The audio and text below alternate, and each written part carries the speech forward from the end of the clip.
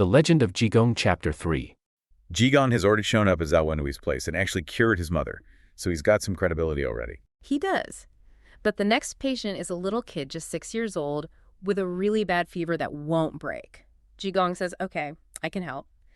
But the tricky part isn't the medicine itself. It's the vehicle for the medicine. Yeah, the delivery method. Yeah. And this is where it gets just out there. He needs tears. Okay, fine.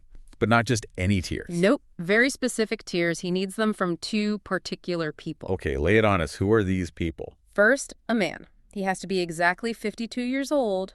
And not just that, he needs to have been born on the 5th day of the 5th lunar month. Wow, okay. That's specific. The Dragon Boat Festival date, right? But matching the age and that exact date, what are the odds? Pretty slim. And then the second person, a young woman, 19 years old.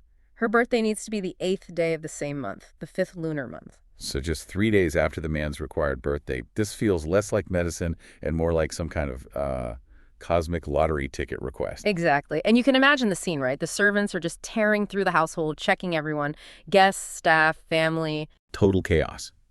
And the text emphasizes how frustrating it was. They'd find someone who was 52, but nope, wrong birthday. Or they'd find someone born on the 5th of the 5th, but they were, 30 or 70. Completely hitting dead ends. It's clear Jigong isn't just asking for ingredients. He's forcing them to look harder, to look outside their usual circle. And eventually they do. One servant, Zhao Liansheng, he's desperate, goes out the main gate. And who does he see just standing there? A man. And when the servant asks, incredibly, he fits the bill perfectly.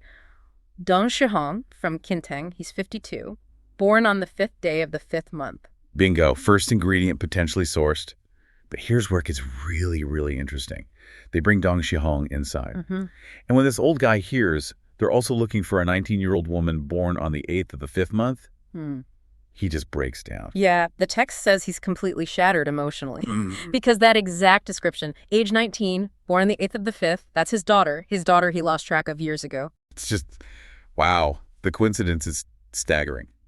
Or maybe not a coincidence at all, right? Engineered by Jigong. It seems very likely. And suddenly, the search for the woman gets a whole lot easier, or at least more focused. They know who they might be looking for. And they find her. Jinyang. And where is she? Working as a maid right next door, in the house of Zhao Wenhui's cousin. And yes, she's 19, born on the 8th day of the 5th month, the exact match. So they bring her in, the moment is set, she sees Dong Shihong, he sees her. Instant recognition, father and daughter reunited after years apart, and the tears start flowing. Real, heartfelt tears of shock and relief. The medicine is collected, the drug vehicle is ready. And Jigong, what does he do? He just throws his head back and laughs. A big, booming, satisfied laugh. Yeah, and he says something like, see, 3 goals achieved in 1 move, everything is beautiful now. That's the key phrase. 3 goals. It tells you everything about his approach. Okay, so goal 1 is obvious, right? The kid needs curing. Yep. And that happens instantly. They mix the actual medicine with this tear mixture, give it to the child, and boom, fever gone, recovered. Okay. But what about the other 2 goals? What else did Jigong consider just as important as saving the child's life? Well, goal 2 is something Jigong reveals right away. He says he'd actually met Dong Shihong before. The old man had lost all his money, was completely ruined, and was literally about to hang himself. Wait, Jigong stopped him from committing suicide earlier. That's what the text implies. He saved his life then, and now, with this whole tear-collecting drama, he's orchestrating the man's social and financial rescue, too. So he's not just a healer. He's like a one-monk social services agency, using the illness as leverage. Yeah. Okay, what's goal 3? Goal 3 is what we just saw, the reunion, healing that deep family wound, bringing father and daughter back together, a problem the wealthy family was totally unaware of, even though the solution, the daughter, was right next door. It's kind of a critique of the rich family, isn't it? The answer to their problem, and this man's deep suffering, was literally on their doorstep the whole time, hidden in plain sight. Absolutely. It forces them to confront the suffering that their wealth could easily alleviate but usually ignores. And Zhao Wenhui, the host, he gets it. He's humbled. He gives Dong Shihong 100 taels of silver, which is a lot of money back then. A huge sum. Enough to restart his life. And he sends him off with his daughter, Qingyang, even promising to buy his cousin a replacement maid. It's a full resolution. And it's only then that someone confirms, yeah, this crazy monk, that's Jigong, the elder from Lingyan Temple. His reputation precedes him. Exactly. Which leads perfectly into the next story. Su Bei-shan, who saw this whole thing unfold, he's amazed, and he immediately begs Jigong, please come help my mother, she's terribly ill. Right. But before Jigong leaves Zhao's house, there's this interesting moment. Zhao offers him money, 100 taels, for new clothes. I mean, the guy's dressed in rags. He really is described as looking destitute. But Jigong, he refuses the silver, just turns it down flat. Which is fascinating. Yeah. What kind of master doesn't need money? Especially when he looks like he does. He refuses the cash, but not the chance to ask for something else. He pulls Zhao aside and says, basically, if you really want to thank me, do this and that for me. The text uses the phrase, like this, like this. Very secretive. Okay, hang on to that thought. This and that. What could it be if not money? We'll come back to that. So, Jigong goes with Su Bei-shan. And Su explains the situation. His mother's really sick, and crucially, he tells Jigong, look, we've already had the best doctors. Yeah, he specifically mentions a godly doctor, lifesaver Tang Wanfang, quite a name, and another one, a Mr. Li. Right. And what did these top doctors say? Basically, nothing could be done. They diagnosed it as general weakness, qi and blood deficiency from old age. They'd given up hope. So the stage is set perfectly. The expensive, established medical experts failed. Now it's up to the raggedy, eccentric monk. The ultimate outsider. And the contrast is driven home the moment he walks into Su Bei-shan's place, into the green bamboo pavilion. The servants there, the maids and the guys running errands. And you just start laughing at him. Openly mocking his torn, dirty robes. They can't believe this guy's supposed to succeed where the lifesaver doctor failed. How does Jigong react? With pure poetry. He basically tells them off, saying, don't laugh at the monk's broken robe. The original face true nature is nowhere to be found in this world. Ooh, nice. A little wisdom drop. Telling them not to judge by appearances, that real value isn't material. Exactly.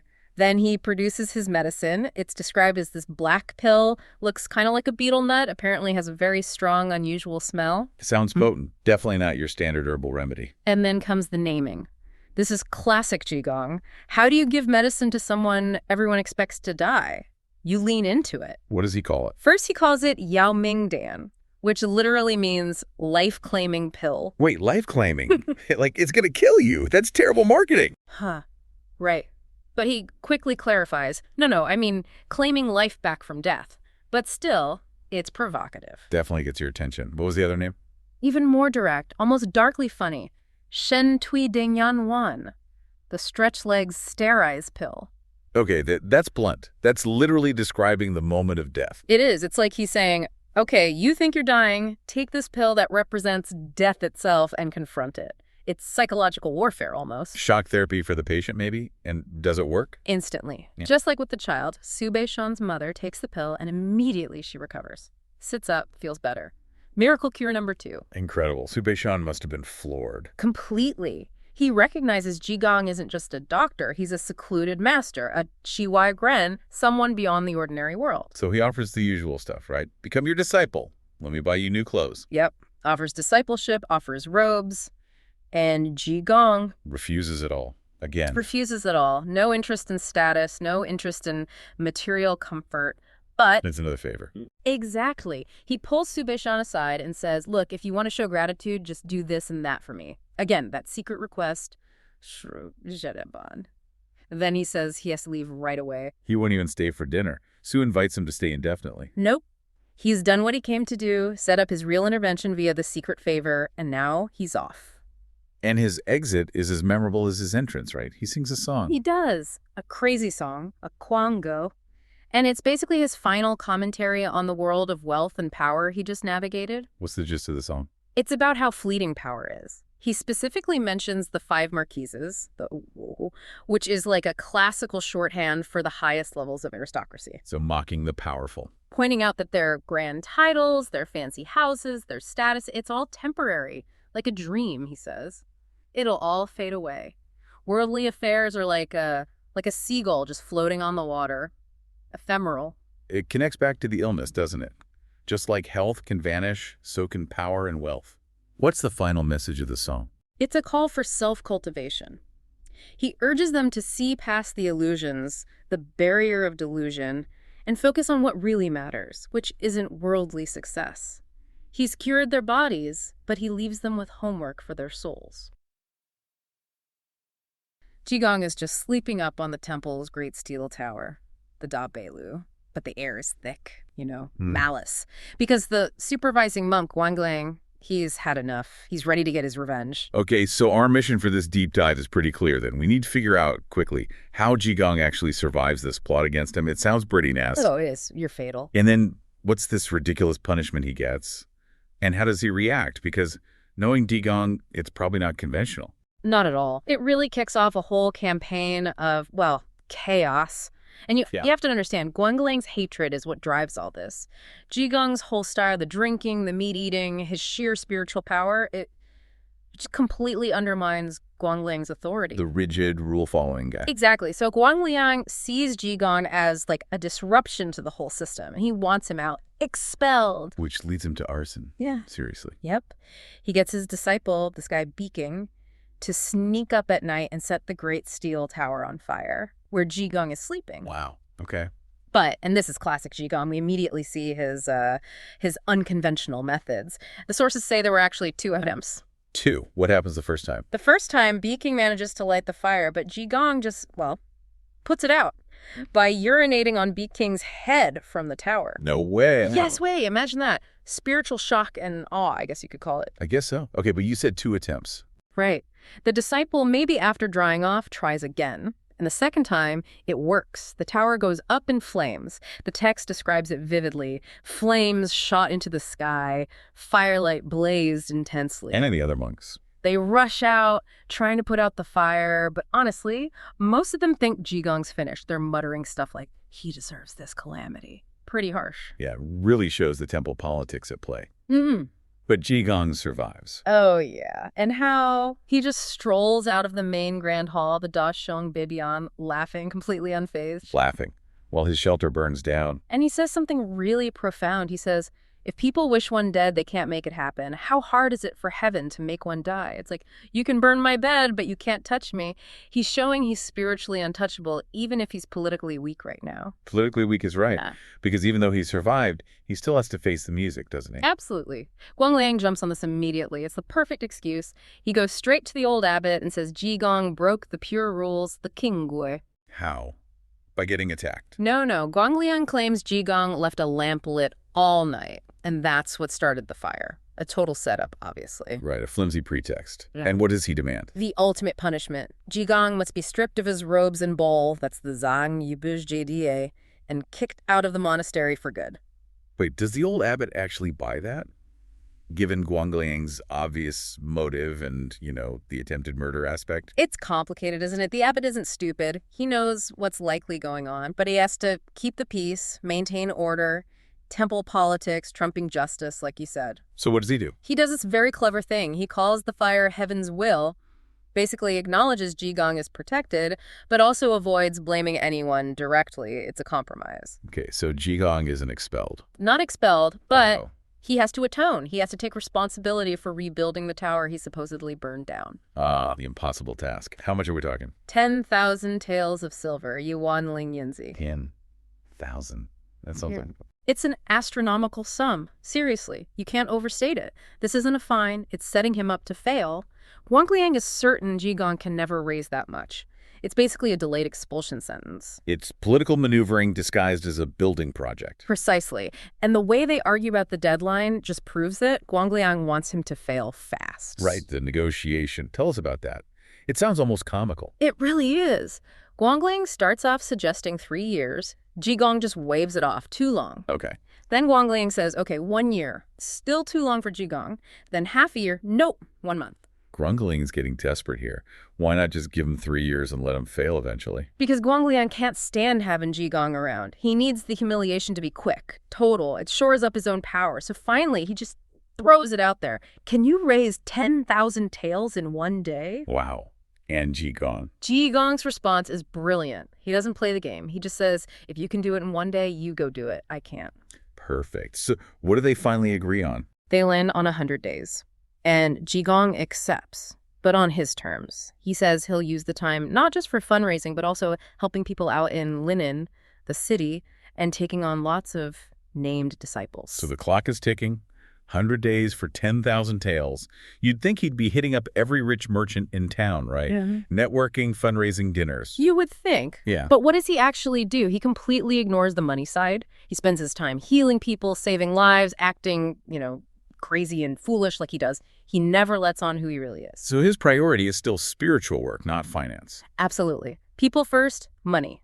Well, seemingly not at all. There's this great example where he runs into two hunters. Hunters, not exactly potential big donors. Not at all. They're up on the hill behind Filai Peak, the Filai Fong Ho Shampo, rough guys.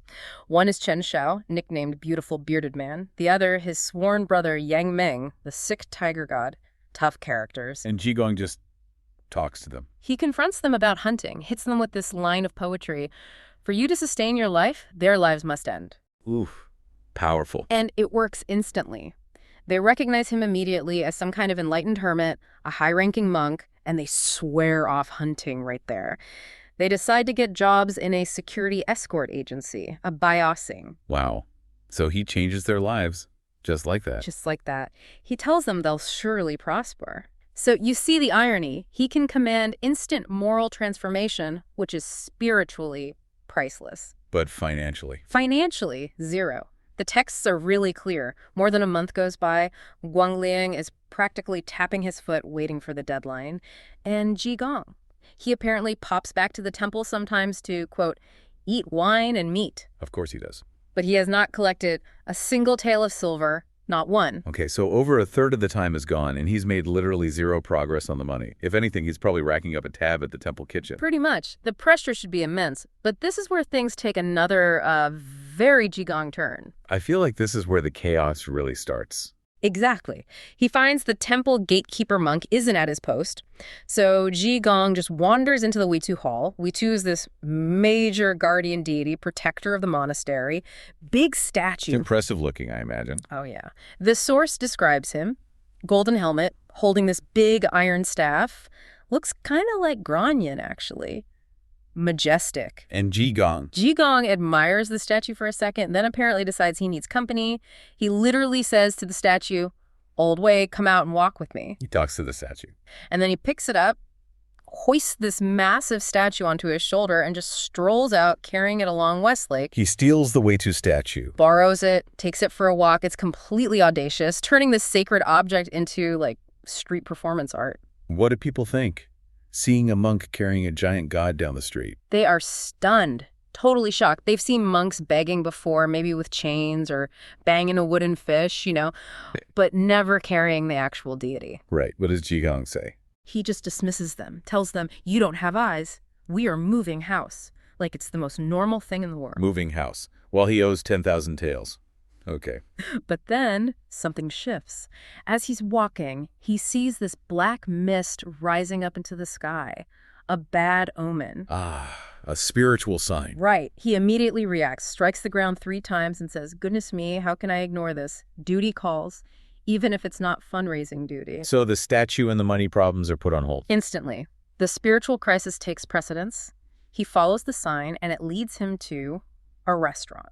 The Drunken Immortal Building, Zui Xinlu. Sounds like Jigong's kind of place. Doesn't it? The sign even has couplets about the poet Li Bai getting drunk, writing poems, stuff like, "The universe is vast in drunkenness, the sun and moon are long in the pot, it's all about worldly pleasure." Okay, so he walks in with the Weitu statue. Well, he stops outside, the owner sees this raggedy monk carrying a god, and just assumes he's there to beg. Makes sense, I guess. The owner tells him, "Look, we only give donations to monks on the 1st and 15th of the month, come back then." Standard policy, maybe. But Jigong. Jigong immediately flips it. He starts blocking the door, telling potential customers, "Oh, sorry, they only sell food here on the 1st and 15th too. Come back later." He didn't. He did. He turns away 3 or 4 groups of customers. One guy was a grain shop manager trying to host a meal for guests.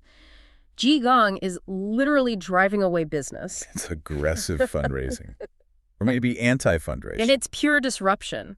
The owner is furious, but also desperate. He finally just says, fine, come inside, just stop scaring away my customers." So Jigong goes in. He goes in, sits down, and proceeds to order and eat several dishes and drinks 4 or 5 pots of wine. Running up a tab he definitely can't pay. Exactly. The bill comes, it's 1,680 cash. Wow. Yidiao Liu, Jibashi Wen, not a small amount for a meal back then. And Jigong naturally asks to put it on account. Write it down, Shezong. Oh, the manager must have loved that. Not really. The manager's livid. He's like, are you kidding me? You drove away all my business and now you want credit? He demands payment right now. So we've got Jigong, zero tails raised, a huge new debt at a restaurant, the Wei Tu statue parked outside. What happens? Well, just as Jigong and the waiter are arguing about the bill, suddenly there's this huge noise outside, like thunder.